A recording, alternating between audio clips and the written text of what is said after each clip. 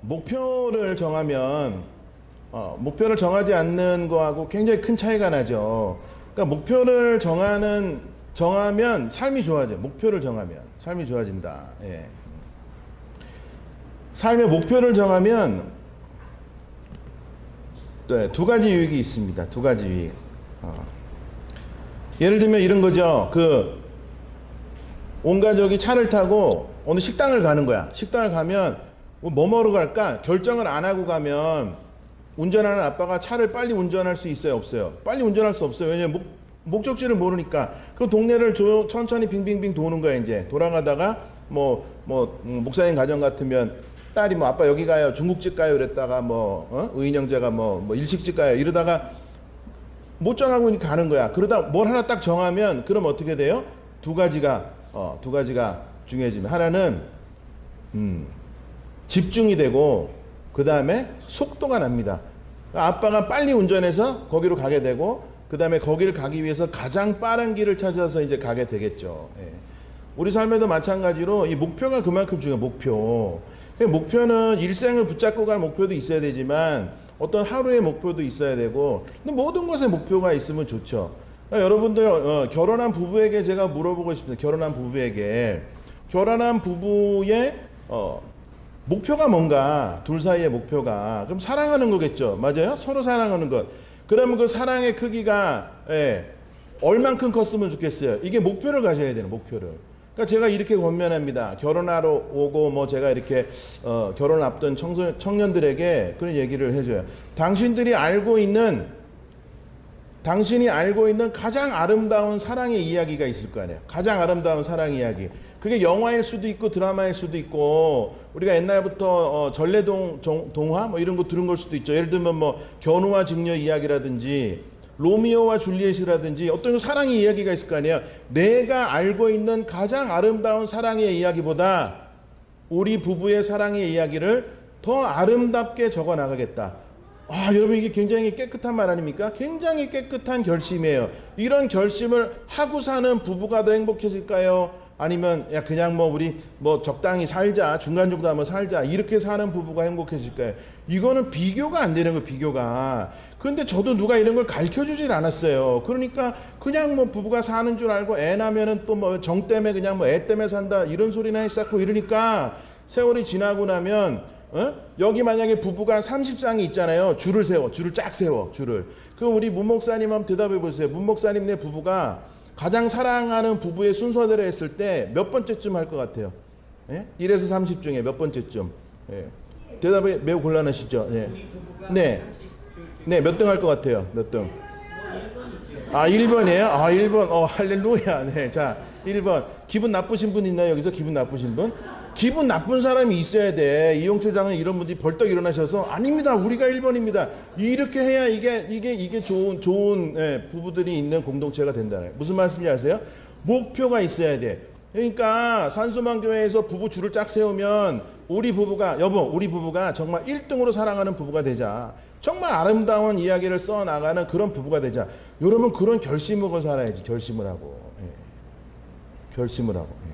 모든 거에 그랬습니다. 우리가 금요일 토요일 계속 말씀 나눌 때 제가 어려운 얘기 안 했잖아요. 심오한 얘기 안 했잖아요. 사실 저는 사도 바울 별로 좋아하지 않아요. 왜냐하면 쉬운 복음을 너무 어렵게 적어놔가지고 연구하고 돌려까고 이렇게 해야 이해가 될 듯 말 듯하게. 예수님 복음은 얼마나 쉬웠어요. 옆에 달린 사람한테 너 그냥 나랑 천국 가자 이렇게 가잖아. 그냥 예수님 복음 너무 쉬워. 근데 바울은 배운 게 너무 많아가지고 아무튼 그래요. 그래서 저는 최대한 설교를 쉽게 하려고 하는 사람인데 우리가 목표가 이번 큰 주제 예수님을 닮는 삶이잖아요. Live like Jesus. 예수님처럼 살아가는 삶이에요.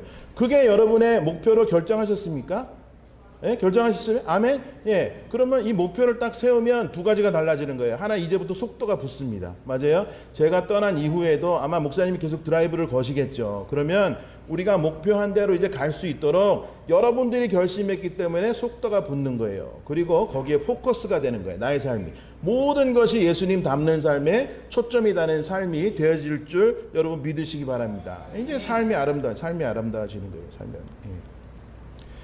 이 얘기는 제가 왜 꺼냈냐 하면 준비된 얘기는 아니었는데 이게 컴퓨터 부팅하는데 시간이 걸려서 제가 잠깐 나눠봤고요. 오늘은 좀 믿음에 대한 얘기를 좀 할래요. 믿음에 대해서. 믿음이 무엇입니까? 믿음. 굉장히 우리가 많이 듣고 중요한 거지만 광범위하죠. 이거 뭐 어떻게 한 부분을 터치할 수 없는 부분이지만 어쨌거나 오늘 제가 또 이렇게 어떤 각도에서 좀 나누려고 그래요. 근데 믿음은 별것 아니면서 별것이에요. 별것 아닌 것 같지만 별것이다. 뭐 이렇게 얘기하면 좋겠어요. 크게 나눠서 믿음은 뭘 믿는다는 거잖아요. 세 가지 믿음, 세 가지. 하나님 살아계신 믿으면 되는 거예요. 그게 제일 중요한 거죠. 그죠? 그 다음 두 번째는 예수 그리스도가 나의 구주 되신다. 이거를 믿는 거예요. 요 두 가지를 믿으면 한 70점 정도 되는 거예요. 하나님 살아계시다. 그리스도가 나의 구주 되신다. 그럼 오늘 하려는 얘기는 나머지 한 30점에 관한 이야기입니다. 우리의 믿음이 완전해지려면 어떤 준비된 믿음이라고 스스로 칭할 수 있으려면 한 가지를 더 확신해야 돼. 한 가지를 더 확신해야 돼. 요게 한 30%가 더 될지도 모르지만 어쨌거나 처음에 뭐라 했어요? 하나님 살아계신 것. 두 번째, 예수님 나의 구주 되신 것. 세 번째 뭐냐면 하나님이 나를 통해 하실 일이 있다. 여러분 이걸 믿는 거예요. 요거 세 가지를 믿으면 거의 100점짜리 신앙인 됩니다. 맞습니까? 하나님이 누굴 통해서? 교회를 통해서 하시는 일이 있고 가정을 통해서 하시는 일이 있고 공동체를 통해 하시는 일이 있는데 하나님이 나를 통해서도 반드시 하실 일이 있다라는 것을 여러분들이 믿으시면은 굉장히 복이 있습니다. 근데 문제는 이것을 이렇게 믿으며 사는 사람들이 별로 없다는 거예요. 정말 없어요. 대화하다 보면. 자꾸 붙는 거야. 교회에서 뭘 하면 슬쩍 가가지고 그냥 숟가락 얹는 거예요. 그러면서 나도 뭔가 좀 했다. 물론 하나님 그런 식으로 교회 공동체를 통해서도 일하시죠. 그렇지만 여러분과 저와 우리 각자가 할 수 있는 독특한 사역들을 우리에게 맡긴다는 거야. 기본적으로 왜 그러냐면 만나는 사람들이 다 다르잖아요. 맞아요? 맞습니까? 제가 제 아내랑 같이 제 딸이랑 같이 한 집에 살지 남들이랑 같이 안 살잖아요. 그러면 내가 우리 딸과 제 아내에게 할 수 있는 일은 하나님이 누구에게만 맡겼어요? 나에게만 맡긴 거, 나에게만. 똑같은 거 여러분들에게 명령하신 거예요. 여러분들에게. 그러니까 이거를 심각하게 생각하지 마세요. 나를 무슨 뭐 어디 아프리카 오지에 보내서 선교를 하게 하실래나 이런 얘기가 아니라 아주 가까운 일에서부터 하나님께서 나만이 할 수 있는 일들을 맡기신다는 거예요. 이미 맡기셨고. 맞아요? 근데 이거를 목사님들이 구체적으로 얘기를 안 해주는 거야. 얼마나 쉬워요. 얼마나 쉬워. 내 가족은 나랑 같이 살잖아요. 내 가족을 위해서 할 수 있는 일은 하나님께서 누구에게 맡겨요? 가족들에게 맡기는 가족들에게. 오해합니다. 우리는 오해할 때가 많아요. 하나님의 일은 어떤 맡은 이들이 하는 것이다. 선교도 헌신된 선교사들을 통해서 하고 가르치는 일은 신학교랑 목사들이 하고 뭐 나누는 일은 많이 가진 넉넉하게 사는 부자들 통해서 하시고 뭐 이런 생각들을 갖고 있는 거예요. 잘못된 생각이죠. 그러면서 어떤 생각들을 합니까? 누군가 한다. 누군가. 나는 아니다. 왜 아니야? 부족하다고 생각해. 나는 뭔가 하나님이 위해 할 수 있는 이런 능력이 없다라고 생각합니다. 이 굉장히 착각이죠. 굉장히 착각입니다. 여러분 결론적으로 하나님께서는 하나님의 일을 이루어 가시는데 거의 대부분 사람을 통해서 하나님의 일을 이루어 가십니다. 맞죠? 그리고 하나님이 선택하고 부르신 사람들 그리고 그 부르심에 응답한 사람들을 통해서 일하신다. 맞아요? 그게 누구란 얘기예요? 누구예요? 나야 나. 우리라고 하지 마시고요. 나라고 하시면 좋겠습니다. 첫날부터 얘기했잖아요. 하나님의 관심은 누구에게 있다? 나에게 있다. 우리는 부려먹으려고 사실은 나에게 관심 있는 게 아니죠. 너무 사랑하니까 수많은 군중들 중에서도 내 딸만 찾듯이 그런 불꽃 같은 눈동자로 우리 나를 지켜보시는 하나님. 은혜되지 않습니까? 자, 하나님께서 유명한 사람들만 하나님의 일에 부르지 않으셨습니다. 누구를 불렀어요? 우리를 부르신 것이 아니라 나를 부르셨다. 여러분 확신하십니까? 이게 깨달아지면 여러분들의 삶의 목표가 달라져. 목표가 달라지고 여러분의 삶의 퀄리티가 저는 분명히 아주 풍성하게 달라질 줄 믿습니다. 에베소서 2장 8절에서 10절 잘 아는 말씀이죠. 너희는 그 은혜에 의하여 믿음으로 말미암아 구원을 받았으니 이것은 너희에게 난 것이 아니요 하나님의 선물이라. 행위에서 난 것이 아니니 이는 누구든지 자랑하지 못하게 함이라. 우리는 그가 만드신 바라. 나는 그가 만드신 바라. 그리스도 예수 안에서 선한 일을 위하여 지으심을 받은 자니 이 일은 하나님이 전에 예비하사 우리로 그 가운데 행하게 하려 하심이니라. 누굴 불렀다고요? 우리를 불렀다. 나를 불렀다는 거예요. 어떤 일에? 선한 일을 하라고 우리는 부름받은 사람들이다라는 것입니다. 근데 문제는 이거를 모두에게 같은 종류의 같은 크기의 사역을 맡기신 것이 아니다라는 것이 오늘 본문의 취지죠. 그래서 제가 다시 읽지는 않겠습니다. 다시 읽지는 않겠고 본문을 우리에게는 큰 일도 있고 하나님의 사역 가운데는 작은 일도 있고 중요한 일도 있고 하찮게 보이는 일들도 있지만 하나님은 이 모든 일들이 필요하신 거예요. 그래요? 맞습니까? 그래서 그 일에 우리 한 사람 한 사람을 부르신 줄 믿습니다. 때때로 우리 너무 인간적으로 생각하며 살아요. 신앙생활 할 때에 뭔가 대단한 일을 해야 하나님이 기뻐하실 거라는 착각. 이게 굉장한 착각이에요. 여러분들이 맡은 일에 그게 어떤 일이라 할지라도 최선을 다해야 하는 거예요. 이거 물 갖다 주신 분, 오늘 기도하신 분하고 동일한 분이시죠. 우리 권사님. 맞나요? 제가 어제 부탁을 드렸어요. 요 물 깨작깨작 이렇게 한 컵으로 주는 거 나한테 너무 적다. 좀 이게 물병으로 갖다 달라고 그랬더니 이분이 2개를 딱 갖다 놓은 거예요. 2개를. 이게 무슨 말이냐 하면 이게 물 갖다 놓는 게 저 권사님의 사역이라고 치면 이 사역, 물 갖다 놓는 사역이 아무것도 아닌 사역 같지만 내가 이 안양에서 최소한 이 만안구 맞나요 여기가? 만안구에 있는 교회들의 물 갖다 주는 사역을 맡은 사람 중에는 내가 최고가 됐다 라고 결심하고 이 사역을 하는 거예요. 그러면 그 자세가 얼마나 깨끗합니까? 그럼 결과물도 서로가 기분 좋게 또 하나님 영광 받으시는 그 사역이 된다라는 얘기예요. 맞습니까? 우리가 무슨 뭐 대단한 일을 해야 하나님 영광 받으시는, 우리에게 맡겨진 일에 최선을 다해서 순종하는 거야. 그러니까 다시 얘기하면 엄마들이 할 수 있는 가장 큰 사역은 뭐예요? 엄마들이 할 수 있는 사역. 자녀를 하나님의 자녀답게 키우는 거죠. 맞습니까? 내 마음대로 휘둘리는 게 아니라 하나님이 이 아이를 믿음 안에 심어놨는데 어떤 꽃이 필까? 그거를 하나님의 마음을 가지고 지켜보는 거야. 그 아이 최선을 다해서 키우는 게 이게 엄마들이 맡은 성직이죠. 근데 엄마들이 애들은 뭐 엄마 나 배고파 밥 해주면 안 돼. 엄마 철야 가야 돼. 너 알아서 먹어. 교회 가버려 그냥. 왜? 그러면서 하나님과 기도하는 게 하나님 내가 뭐 큰일하게 해주세요 막 기도해. 애는 내 편 껴쳐놓고 이게 무슨 좋은 뭐 성직을 맡은 사람입니까? 엄마들의 역할은 뭐예요? 아이를 최선을 다해서 하나님의 자녀답게 클 수 있도록 가이드하고 돕는 게 엄마의 성직이죠. 성직이라고 생각을 안 하는 거야. 엄마가 또 엄마 역할만 있나요? 아내의 역할도 있잖아요. 아내의 역할은 뭐예요? 남편들이 어떻게 해서든지 세상에서 든든히 설 수 있도록 믿어주고 존경해주고 격려해주고 막 이렇게 화이팅하게 해줘야 되는데 그거를 또 반대로 제일 안 해주는 게 또 아내들이야. 어이구 인간아 뭐 이러면 이제 그게 되겠냐는 거예요. 여러분 성직이 별개 성직이 아니에요. 직장 휴가 내 가면서 어디 단기 선교관이들 따라다니고 이것도 중요하지만 정말 하나님께서 나에게만 맡긴 사역이 무엇일까? 그게 내 아이 돌보고 내 남편 돌보고 내 이웃 돌보고 나에게 그 다음에 이제 교회 사역도 찾고 더 넓은 의미의 사역도 찾아가는 그거 올바른 방법 아니겠냐는 거예요. 맞아요? 여러분 뭐 막연하게 하나님 사역 선한 일 뭐 이거를요 너무 막연하게 그리지 마세요. 아 하나님 선한 일 그럼 뭐 생명을 구원하는 일일 거야. 그럼 뭐 벌써 우리 가정은 아닌 거야. 그러면 뭐 목사님 하시는 무슨 저런 사역에 나도 뭐 이렇게 막 해야 되나? 이게 아니라 가장 먼저는 나에게 맡겨진 영혼들을 돌아보는 거예요. 맞습니까? 예, 그게 가장 소중한 저 여러분의 사역인 줄 믿으시기 바랍니다. 자, 그런 면에서 우리 각자에게 맡겨주신 사역들은 누가 가장 잘 알아요? 우리 본인이 가장 잘 알 수 있어요. 도우시는 성령님을 통해서. 맞습니까? 그러니까 아무리 목사가 여러분의 형편처지를 잘 안다 그래도 사실은 하나님이 여러분에게 무슨 일을 맡기시는지 목사들은 잘 알지 못해요. 우리 스스로가 가장 잘 아는 거예요. 그러니까 남에게 미루지 마세요. 남에게 미루지 말고 하나님 앞에 기도하는 거예요. 성령님 나에게 지혜를 주시고 내가 할 일들을 보여주시고 이렇게 하셔서 나만이 할 수 있는 일에 내가 정말 최선을 다해 그렇게 살도록 도와주세요라고 기도하는 거죠. 이게 아름다운 기도죠. 자, 다 지우고 두 가지만 다시 얘기해 볼게요. 선한 일이 무엇일까?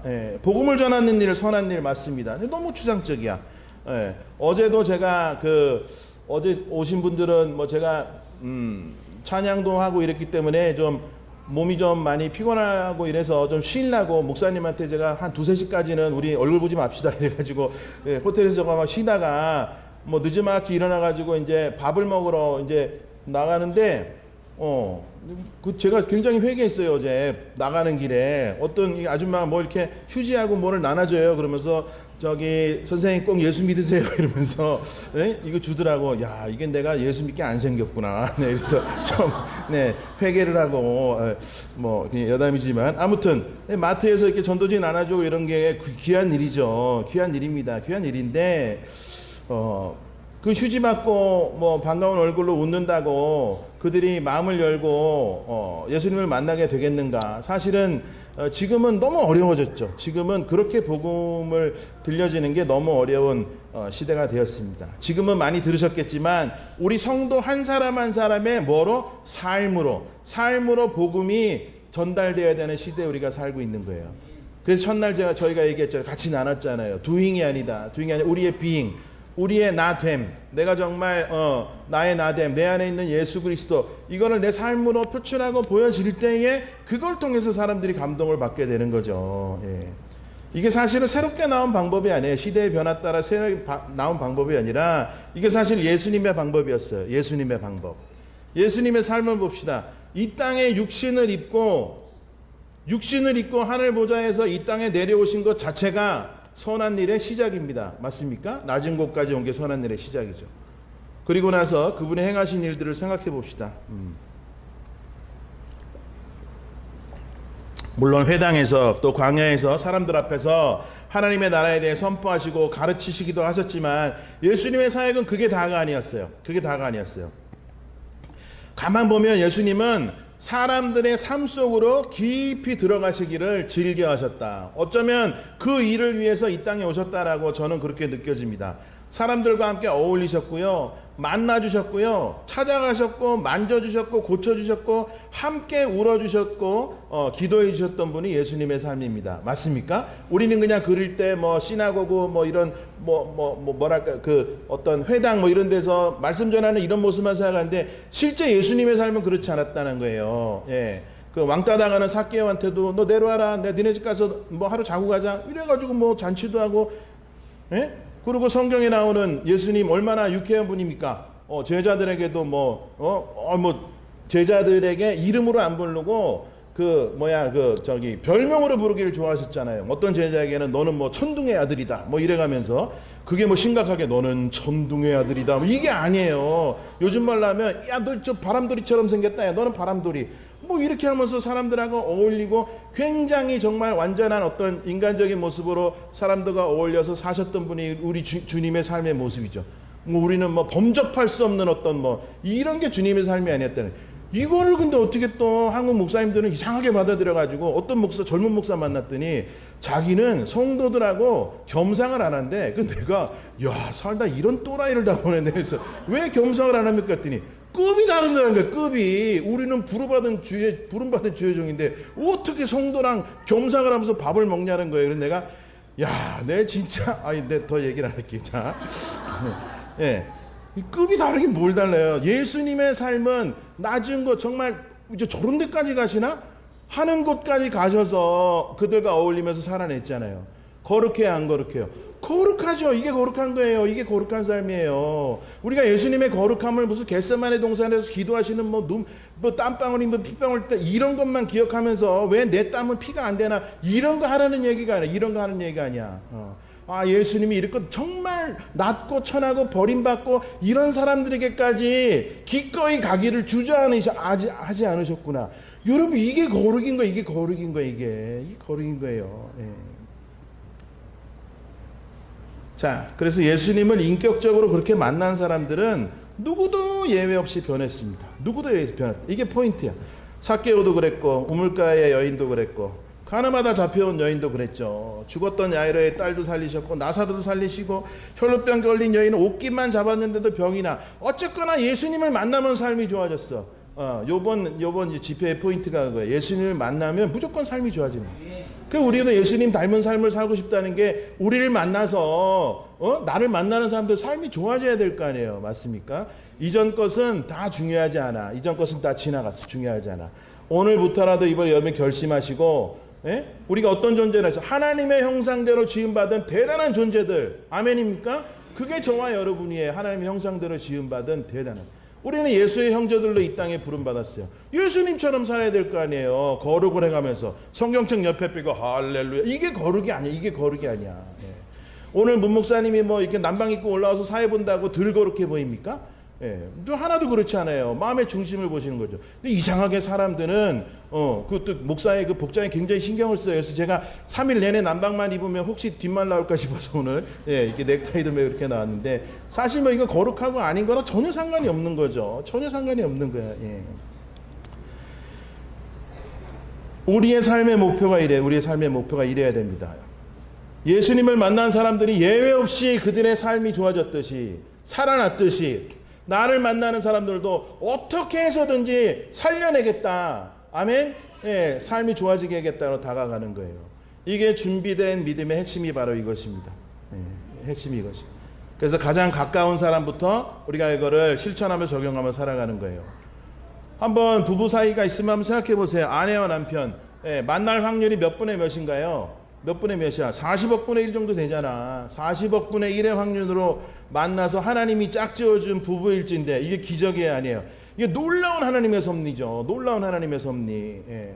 한 가지만 점검해 보는 거야. 결혼해서 이날까지 내 남편이 나를 만나서 삶이 좋아졌는가, 좋아지고 있는가, 이런 마음 생각해 보세요. 여러분에게 제가 뭐 이렇게 좀 길티한 필링을, 그러니까 뭐라 그러지? 죄진, 뭐랄까, 나 잘못했다, 이런 걸 물으려고 하는 게 아니에요. 한번 생각해 보시라는 거예요. 남편도 마찬가지예요. 내가 사랑하는 내 아내랑 결혼해서 오늘까지 살아오면서 나로 인해서 내 아내의 삶이 좋아졌는가 쉽게 생각해 보는 거예요. 예, 나로 인해 내 배우자의 행복의 크기가 점점 더 커지고 있는가. 부모와 자녀의 관계도 마찬가지죠. 부모는 자녀를 향해서 그런 생각을 할 수 있죠. 이 자녀가 하나님이 우리에게 보낸 선물로 맡기셨는데 지금까지 이렇게 살아오면서 이 자녀가 부모인 나를 통해서 정말 삶이 좋아졌는가, 이걸 생각해 보는 거죠. 자녀도 마찬가지고. 준비된 믿음이 있는 성도는 사람들과 관계에 있어서 축복을 주는 사람들로 살아갑니다. 아멘. 저 사람 살리겠다라는 각오로 살아가는데 누가 싫어하겠냐는 거예요. 누가 싫어하겠냐.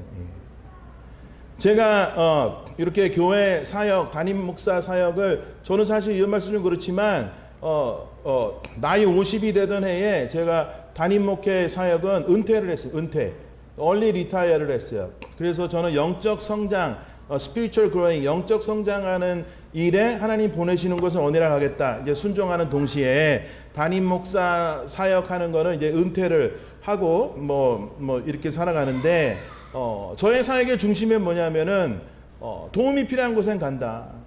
나를 통해서 누군가의 삶이 좋아지고 살릴 수 있는 곳, 살아나야 되는 곳이라면 어디든지 가겠다. 담임 목회라면 좀 가기 어렵잖아요. 근데 저는 이제 그래서 은퇴를 했으니까 어디든지 갈 수 있는. 그럼 뭐 미국에서 여기 오는 것도 어렵지 않게 이제 올 수 있는 거죠. 자, 우리는 하나님이 뭔가 대단한 것에만 의미 있다는 착각 속에 살아왔습니다. 그렇지만 성경을 배우긴 배워도 내 삶에 잘 적용하는 법을 배우지 못하고 너무 추상적으로 신앙생활을 하면서 오늘까지 왔을 확률이 굉장히 많아요. 예. 그래서 저는 찬양 인도자들, 오늘 근데 찬양 인도하신 우리 집사님이신가요? 예. 군인은 아니시죠? 제가 너무 씩씩하게 찬양을 하셔서 제가 굉장히 감동받았는데, 정말 인도를 너무 잘하시더라고요. 예. 무슨 얘기 하려고 했지? 잊어버렸네. 예. 자, 아무튼 칭찬인데, 예. 자,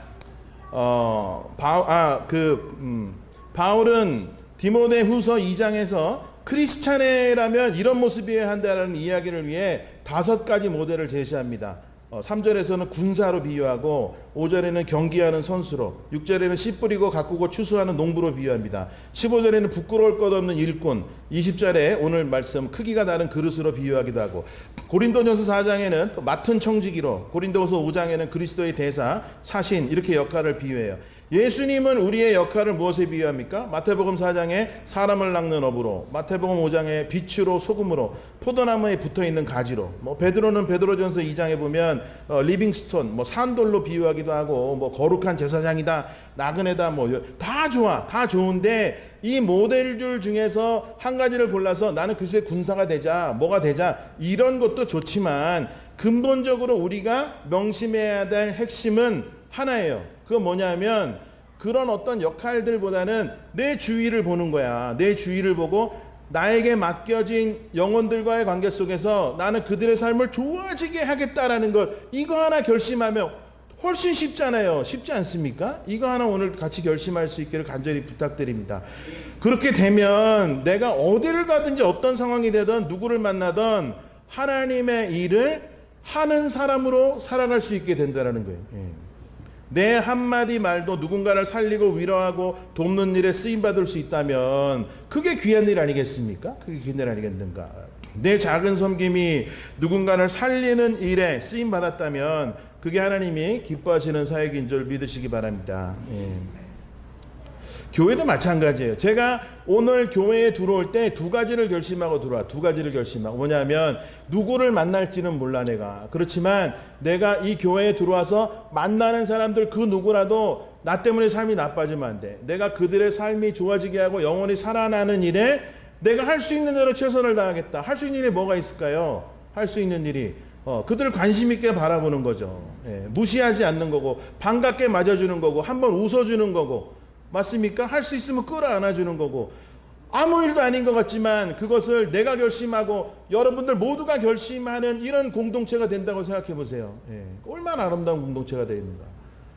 또 다른 결심 하나, 토요일 날도 나눴지만 더 주지 못한 것에 미안하는 마음으로 우리 산수만교회 성도들을 대하겠다. 제가 여기 온 지 3일밖에 안 되지만 오늘도 들어오면서 그 결심을 하고 여기 들어왔어요. 여기 들어왔다는. 여러분 그릇의 크기에 집착하지 마시기 바랍니다. 그릇의 크기에. 제 후배 목사들은 정직한 목사들은 저를 무서워하면서도 저를 좋아해요. 정직한 후배 목사들. 왜냐하면 제가 그들을 나무라고 혼내는 거를 굉장히 직설적으로 하기 때문에 저는 혼낸다고 생각하지 않아요. 그냥 하나님 주시는 감동으로 그냥 권면하는 거예요. 제가 제일 저한테 혼나는 그 후배들이 어떤 후배들이냐면 이런 후배들이요. 목사님 제가 개척하고 4년이 지났는데 아직도 20명밖에 안 모여요. 이러면 저한테 박살나는 거예요. 그냥. 20명이 적냐? 네, 이래요. 너 식구들 몇 명이야? 그러면 4명이래. 그럼 네 식구들의 너의 아내와 네 아들, 딸이 네가 하는 일에 우리 아빠 최고의 아빠다. 정말 끝내주는 아빠다. 이런 소리들을 확신이 있냐? 그랬더니 그렇게까지는 아니죠. 야, 너 네 식구 3명도 그런 만족을 못 주면서 20명 성도면 하나님 이 영혼들 어떻게 내가 감당합니까? 기도해도 시원찮은 판에 목사님 내가 4년을 목회했는데 20명밖에 안 모여요. 이따위 소리를 하냐. 그 어떤 교회를 갔어요. 사람이 한 30명쯤 모이는 교회인데 휴가철인가 봐. 휴일이 꼈나 봐. 갔는데 그날따라 한 10명 정도가 안 온 거야. 그랬더니 거기 나와서 사회를 보면서 후배 목사가 또 그러는 거야. 원래 우리가 30명쯤 모이는데 오늘은 어디 가고 해가지고 절반이 빠졌다고 이런 얘기를 막 하는 거야. 그러면서 기운도 빠지니 하나님이 덜 기뻐하시니 이따위 소리를 해요. 그래가지고 제가 설교하러 올라가서 바로 목사 손들게는 안 했지만 일어나라 그래서 야단을 쳤어요. 여기 앉아있는 성도들 한 사람 한 사람이 천하보다 귀한 성도라고. 아무게 당신 목사는 그런 마음이 전혀 없다. 회개해라 제가 그랬어요. 어떠십니까? 여러분 어떠세요? 제가 하는 말이 너무 심한 것 같습니까? 심한 것 같습니까? 아니죠. 한 영혼이 얼마나 귀합니까? 한 영혼이. 제가 금요일보다 어제 더 많이 왔고 오늘은 더 많이 왔어요. 오늘은 더 많이 했어요. 그게 저가 여러분 앞에 서서 하나님 말씀을 증거하는 데에 아무런 영향을 끼치지 않습니다. 아무런 영향을 끼치지 않아. 맞아요? 한 영혼이 소중하고 100명은 100명 다 소중하고 1000명은 1000명이 똑같이 소중한 거야. 하나님에게. 저에게도 마찬가지입니다. 맞습니까? 우리가 그릇의 크기에 집착하면 안 돼. 그릇의 크기에. 아니 요즘은 목사님들보다 성도들이 교회 부흥에 더 관심이 있어요. 그러니 와가지고 목사님 우리 뭔가 해봐야 되는 거 아닙니까? 이러면 왜 그러면 아니 한다고 해도 왜 이렇게 성도가 늘지 않습니까? 왜 쥐들이 왜 그래 쥐들이 더. 목사님이 제일 애탈 거 아니에요? 근데 사실은 제대로 된 목사님들은 그런 거에 별로 관심 갖지 않습니다. 지금 오늘 나에게 맡겨주신 그 영혼들 한 사람 한 사람을 위해서도 기도해주고 애써주고 그들의 삶이 좋아지게 하는 일만 생각해도 머리가 터지는데 맞아요? 사람 많이 오는 게 더 부담이죠. 어떻게 보면. 큰 교회 뭐가 좋아요? 모르는 사람만 더 늘어나지. 솔직한 얘기로.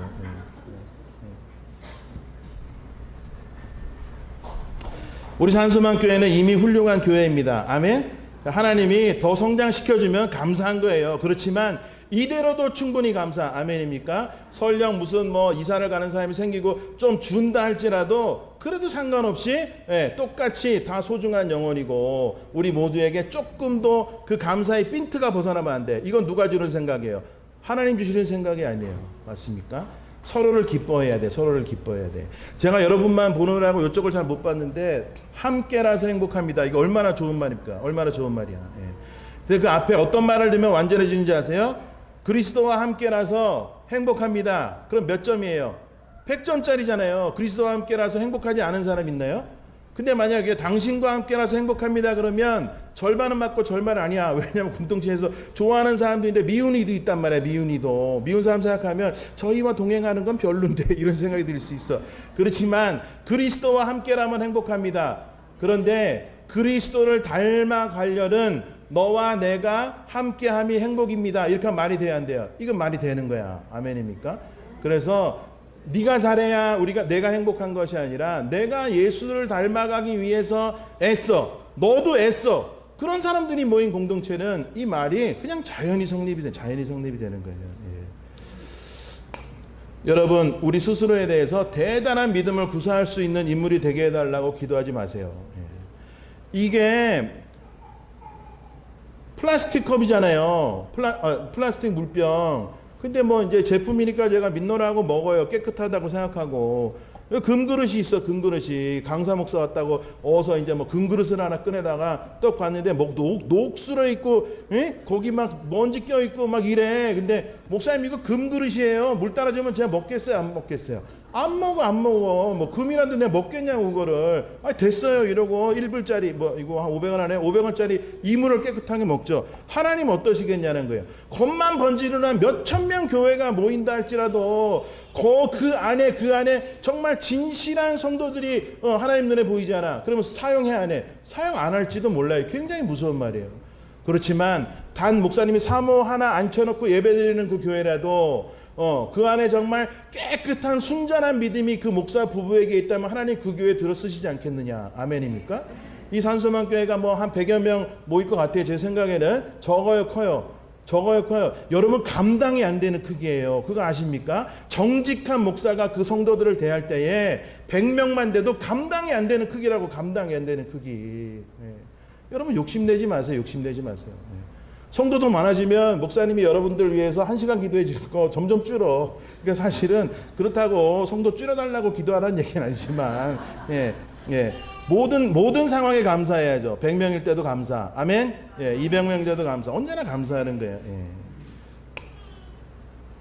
내 스스로에 대해서도 대단한 믿음을 구사할 수 있는 인물 되게 다 기도하지 마시고 순전한 믿음을 가진 정말 다 털어내고 하나님의 성품만 남는 그런 순전함으로 살아가게 해달라고 여러분이 기도해 보세요. 그럼 하나님 여러분 안 쓰시겠냐는 거예요. 하나님 쓰시죠. 스티로폴 컵이라도 깨끗하면 거기다 물 따라 먹는 거예요. 맞습니까?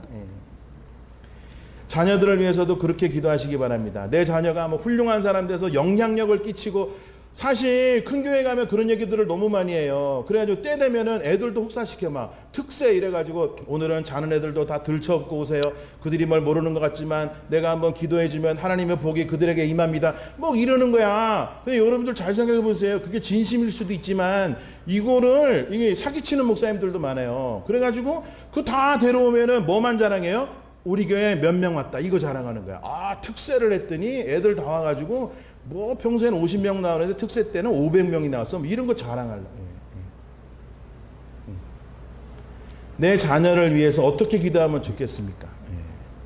정말 하나님의 성품을 닮은 예수님 닮은 그런 성품을 가진 아이로 크게 해주세요. 하나님이 본래 목적한 그 아이를 만드신 그 목적대로만 자라나게 해주세요. 여러분 이렇게 기도하는 기도가 더 깨끗하고 아름답지 않겠는가? 그 아이가 더 아름답게 성장하지 않겠는가?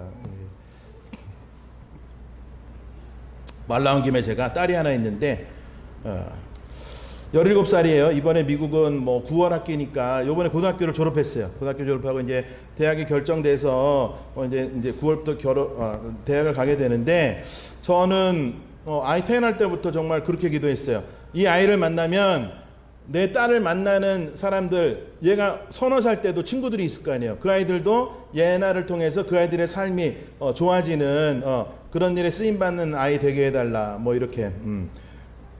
여러분 이렇게 키웠더니 제가 뭐 모르겠어요. 오늘 꼭 데려오고 싶었는데 뭐 사정이 있어 못 왔는데, 제 딸의 극률한 마음의 크기가 저보다 나.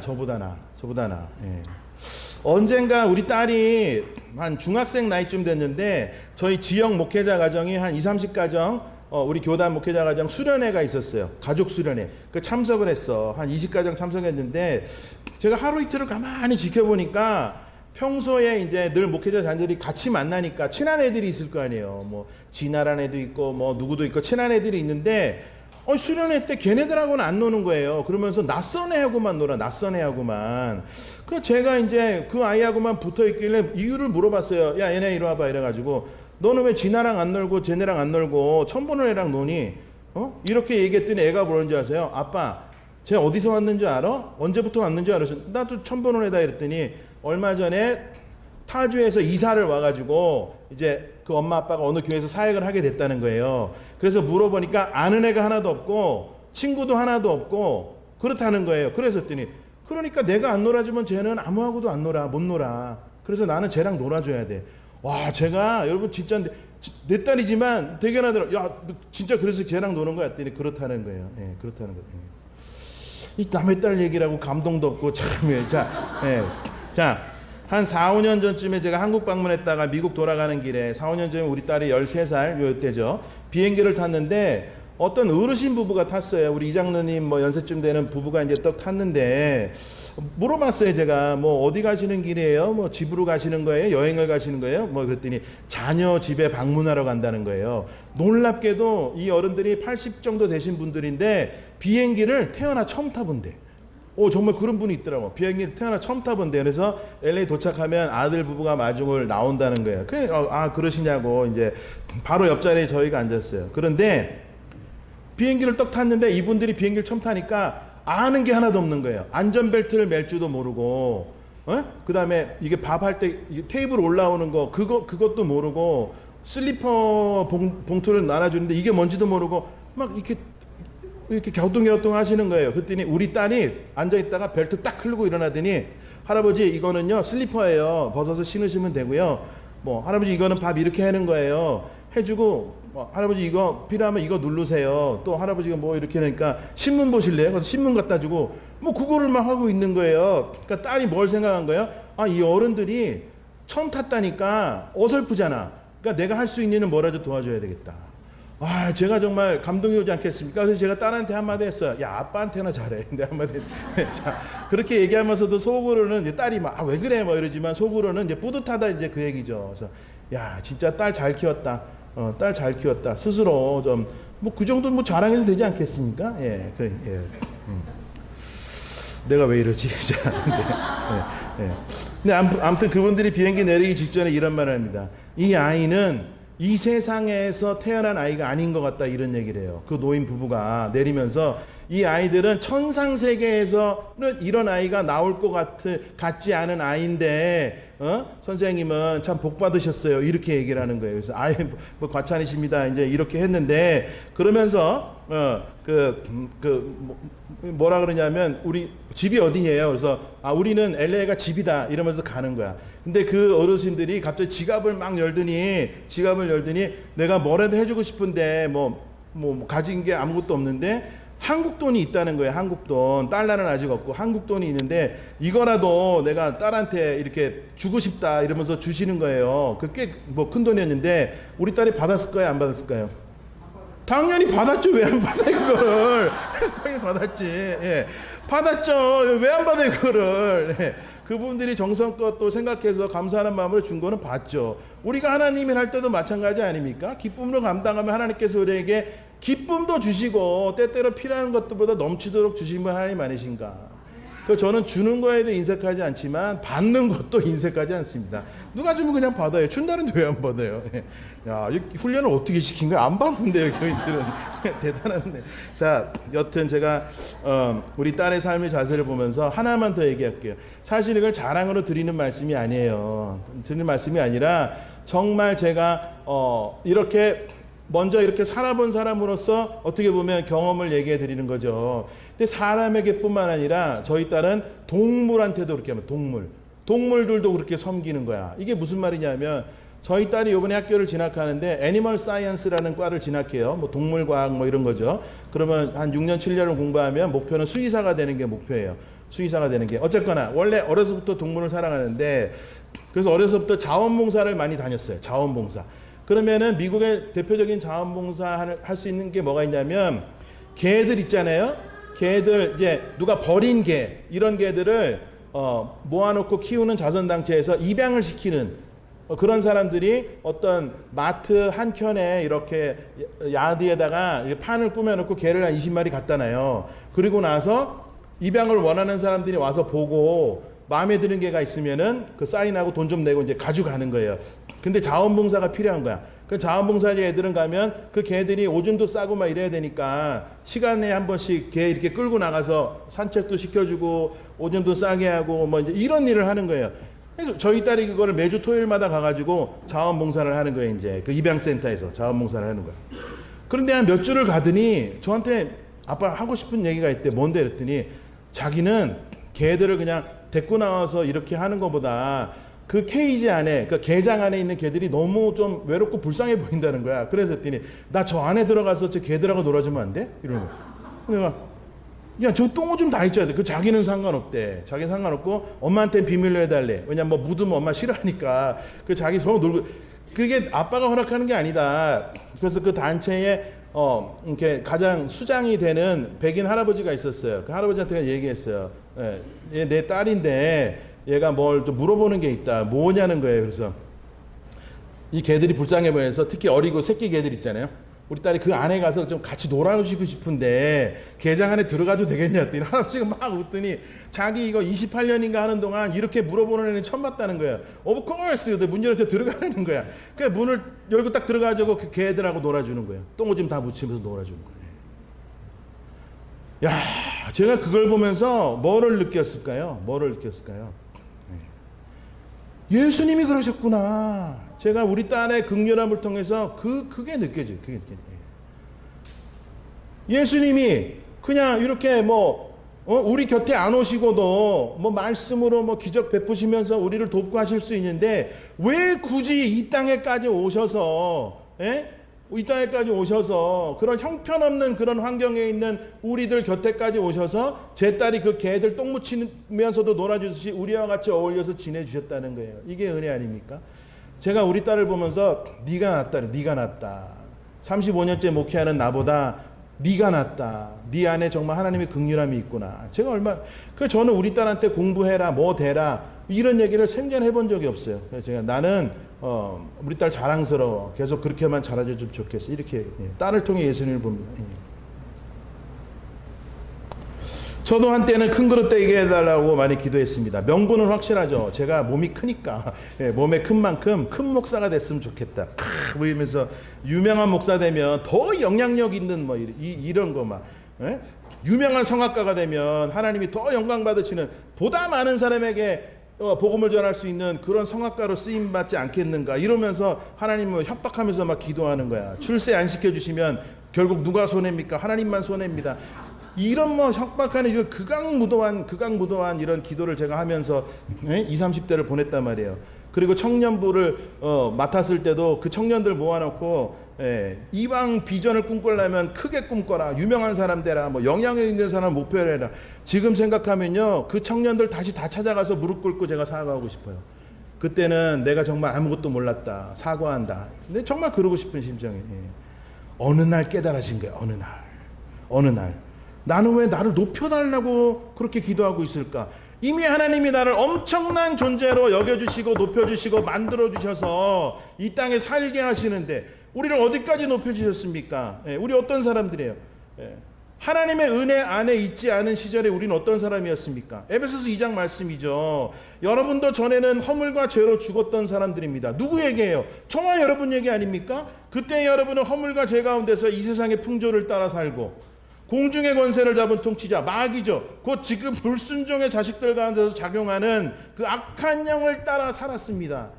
이게 남 얘기 아니에요. 우리 얘기했어요. 우리 과거의 얘기. 우리도 모두 전에는 그들 가운데서 육신의 정욕대로 살고 육신과 마음이 원하는 데 내겠으며 나머지 사람들과 마찬가지로 날 때부터 진노의 자식이었습니다. 더 읽기가 참 겁날 만큼 우리가 그런 존재들이었다는 거예요. 그런 존재들을 죽음에서 다 썩어 뒹굴고 있는 우리들을 건져내셔서 아무도 돌아봐주지 않는 무명에 버려진 나였는데 살려주셨을 뿐만 아니라 구원하여 주시고 더 나아가서 하늘의 보좌에 함께 앉게 해주신 분이 우리 하나님 아니십니까? 여러분 아멘입니까? 예. 그런데 어떻게 더 높여줘? 하나님 환장하죠. 우리가 이런 기도하면. 야, 내가 널 어떻게 더 높여주냐? 맞아요? 어떻게 더 높여줘요? 우리는 하나님도 어찌할 수 없을 만큼 이미 높아진 존재들. 여러분 믿으십니까? 아멘. 유명한 사람 되게 해달라고 기도하지 마세요. 큰 그릇 되게 해달라. 이거는요 정말 하나님의 이름을 망령되이 일컫는 기도예요. 저는 그렇게 믿습니다. 그 사실이 어느 날 깨달아진 이후로 한 번도 저는 제 그릇을 키워달라는 기도를 한 적이 없습니다. 내 그릇 크기에 맞게 사용하시되 내가 누구를 만나든 그들이 삶이 좋아지는 일에 쓰임받게 해달라고 기도하고 오늘을 살아갑니다. 시간이 많이 지났어요. 그래서 제가 좀 건너뛰어서 제 얘기만 좀 몇 가지 좀 하면 좋겠는데, 제가 올해로 신학교 들어가던 해가 89년인데 그때부터 전도사를 했으니까 901231 횟수로 35년째 사역자의 길을 한 길을 걷고 있습니다. 한 길을 걷고 있어요. 걷고 있는데 그때도 그랬고 지금도 그랬고 흔히 얘기하는 세상 일을 안 한 적이 거의 없어요. 계속 풀타임으로 담임 목회를 할 때에도 저는 또 세상 잡이 있었어요. 그래가지고 그 일을 계속 병행해 이제 왔습니다. 그래서 굳이 얘기하면 주말엔 사역을 하고 주중엔 세상 일을 합니다. 그런데 이 표현이 사실은 정확하지는 않죠. 주말엔 교회 중심 사역을 하고 말을 깨끗하게 정리하는 거야. 주말엔 교회 중심 사역을 하고 주중엔 세상 속에서 사역을 하는 사람으로 오늘날까지 살아왔습니다. 정리가 되시죠? 그럼 여러분도 마찬가지라는 얘기예요. 신앙생활 주일날 교회 와서 하고 여러분들이 세상에 나가서 일하는 게 아니라 여러분이 하고 있는 일을 성직으로 여긴다면 저와 똑같은 고백을 할 수 있다는 거예요. 주말에는 교회 중심의 사역을 하고 주중에는 세상 속에서 사역을 하는 사람으로 나는 살고 있다. 이렇게 정리를 하면 깨끗해지는 거죠.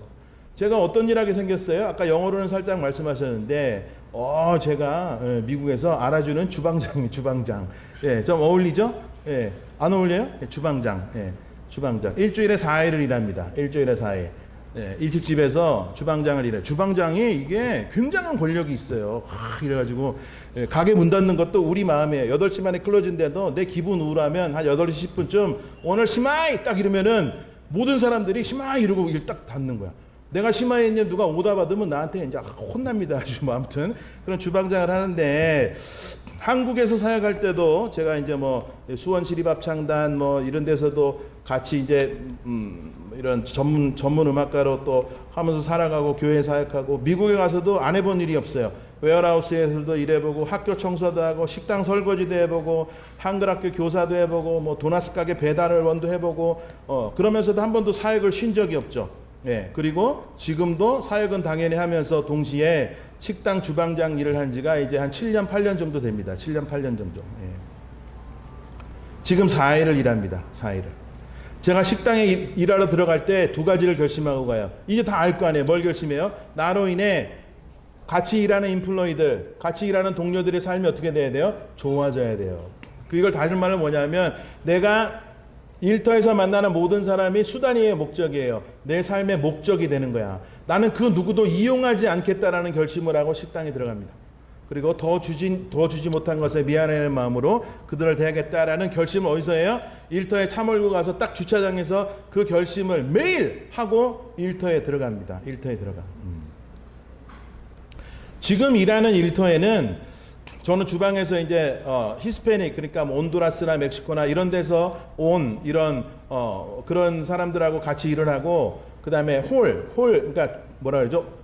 홀이라 그러죠. 홀에는 웨이터, 웨이트레스 하는 애들이 있어요. 그 아이들이 보통 19살에서 23살 정도 되는 영어권 아이들이 그렇게 일을 하는 거예요. 사실은 그들과 제가 접촉점이 있을 게 하나도 없어요. 그들은 우리에게 주문을 넣으면 우리 음식 만들어서 내보내주면 걔네는 서브하고 만날 일이 없거든요. 그런데 제가 그들을 섬기기로 결심하고 들어가잖아요. 그럼 어떤 일이 생길까요? 제가 이 식당에서 하는 일을 성직으로 여기지 않고 만약에 내가 이거를 해서 우리 가정이 먹고 사는 돈을 버는 수단으로 그 식당의 주방장 일을 생각한다고 생각하면 그 아이들하고 겹칠 일이 없다는 거예요. 그렇지만 저는 물론 돈도 받지만 내가 여기를 나의 사역지라고 생각하고 출근을 하는 거예요. 물론 그 아이들에게 내가 목사라고도 얘기 안 하고요. 내가 너희들을 사역하러 왔어라고도 얘기하지 않습니다. 그렇지만 하나님이 분명히 뜻이 있으니까 나를 이 식당에 보내지 않으셨을까라는 믿음의 확신을 가지고 가는 거예요. 제가 사실은 6년 동안 어떤 일하던 가게가 너무 멀고 제가 큰 빗길에서 사고 날 뻔한 경험을 좀 한 다음에 이제 먼 데는 못 가겠다 싶어서 지금부터 한 2년 반 전에 새로운 잡을 구했어요. 우리 동네에 비슷한 직종에 이제 거기 내나 주방장으로 들어가게 됐습니다. 들어가 됐는데 새 일터에서 일을 시작하면서 똑같은 결심을 하고 가는 거죠. 한 2주 정도가 지났어요. 2주 정도 지났는데 어느 날 저녁에 23살 먹은 우리 식당 매니저가 조라는 친구인데 이 영어권 한국애인데 영어만 하는 애예요. 근데 갑자기 주방에 들어와서 저한테 말을 걸어요. 뭐라냐면 아저씨 다른 식당에서 주방장이었죠? 묻는 거야. 그래서 그렇다 했더니 내가 아저씨 미안한데 배가 너무 고픈데 자기 저 음식 좀 만들어줄 수 있겠냐 이래. 그래서 제가 지금 일하는 집은 카레집이에요. 그런데 메뉴가 단일 메뉴야. 카레밖에 없어요. 그래서 그 매니저애가 뭐라 그랬냐면 사장의 음식을 맘대로 먹어도 된다 그랬는데 자기가 1년 반 동안 일하면서 맨날 카레만 먹었다는 거예요. 그래가지고 이제는 너무 카레는 보기도 싫은데 배가 고프니까 음식 한 가지 해달라는 거예요. 그래서 뭐 그래 알았다 내가 해줄게. 뭐 야채가 몇 개 없어요. 그렇지만 제가 뭐 할 수 있는 대로 솜씨를 발휘해서 계란과 소고기 차돌 부위를 아끼지 않은 차돌 계란탕 그리고 간장과 굴소스로 맛을 낸 초간단 새우 볶음밥 이거 2가지를 딱 해가지고 그 아이에게 내놨습니다. 그 아이가 주방에 들어와가지고 서가지고 먹는 거예요. 그걸 한두 숟갈 떠먹으면 아저씨 맛있어요 해서 먹어요. 근데 가만히 보니까 이 아이가요 이렇게 눈물이 고여있어. 눈물이 고여 있는 거야. 그래서 내가 웃으면서 야 그게 눈물 날 정도로 맛있냐? 이렇게 물어봤더니 걔 하는 말이 갑자기 먹다가 숟가락 딱 놓더니 아저씨 물론 맛도 있는데요 사실 우리 엄마 생각났어요 이러는 거예요. 그래서 엄마? 왜? 엄마가 왜? 엄마가 뭐 음식을 잘하셔 못하실 때 그게 아니라 엄마가 작년 11월에 젊은 나이인데 갑자기 병으로 돌아가셨다는 거예요. 걔가 23살이니까 엄마 나이 몇 살이나 됐겠냐고 병으로 돌아가셨대요. 근데 그 이후로 아빠는 엄마 병 고친다고 집 다 팔고 해가지고 너무 형편이 안 좋아져서 비행기 타고 한 6시간 있는 그 텍사스로 돈 벌러 갔고 따로 자기는 혼자 살고 있다는 거예요. 식당 매니저하고 학교 다니면서 혼자 살고 있는데 누군가 자기를 위해서 밥을 이렇게 차려준 게 엄마 돌아가시고 1년 반 만에 처음이라는 거예요. 그래서 자기가 엄마 생각도 나고 너무 감사해서 눈물이 난다고 이러면서 눈물을 뚝 들이면서 밥을 먹습니다. 여러분 제가 그 아이 형편을 알고 그렇게 해준 건가요? 아니잖아요. 형편 몰라. 예? 궁금하지도 않고 형편을 몰라. 그렇지만 하나님께서 나를 이곳에 보내신 목적이 분명히 있을 것이다. 근데 그것이 대단한 거에 있지 않고 내가 잘할 수 있는 일을 하면 되는 거야. 그게 뭐예요?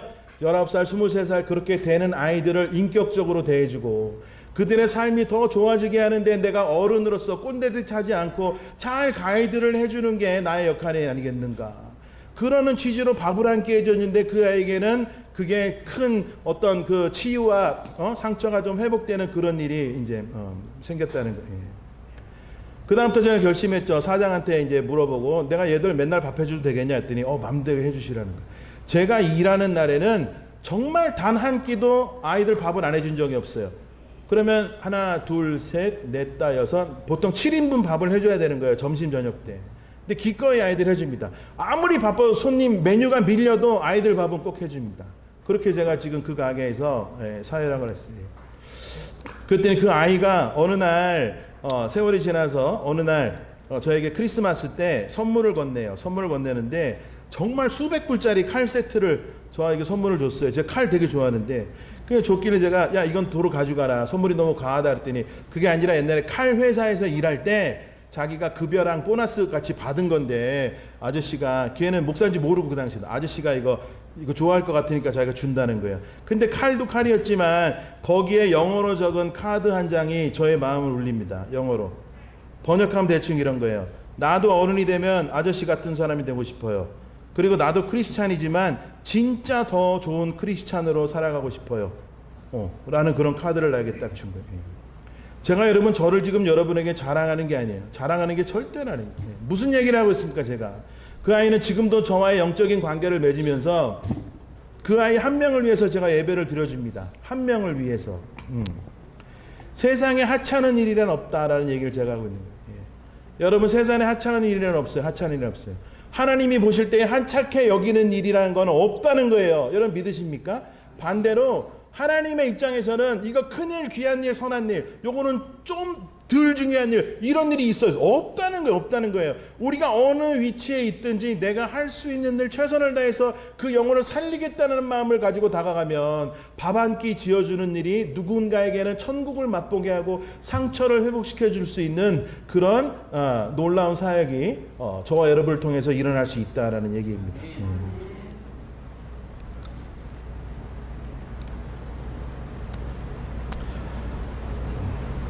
우리 가게에 흔히 얘기하는 멕시칸 사람들이 있어요. 멕시칸 사람들.